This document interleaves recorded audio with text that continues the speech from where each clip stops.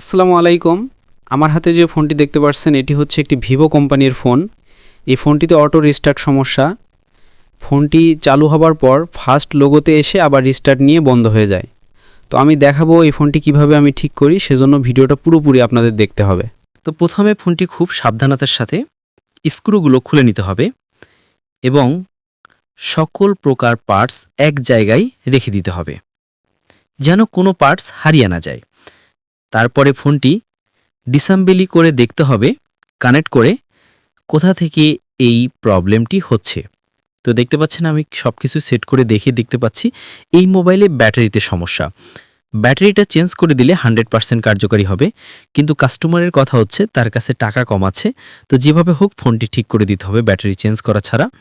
তো আমি সেইভাবেই কাজ করে দিলাম। দেখতে পাচ্ছেন আমি ব্যাটারি সার্কিটে সুন্দরভাবে একটু কাজ করে দিলাম।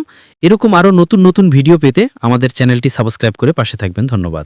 রিজাউল টেলিকম এখানে অত্যাধুনিক যন্ত্রপাতি দিয়ে মোবাইল সার্ভিসিং করা হয়। যারা মোবাইল সার্ভিসিংয়ের কাজ শিখতে চান একদম বিগিনার থেকে, তারা হোয়াটসঅ্যাপ নাম্বারে যোগাযোগ করতে পারেন 0170 910 4609।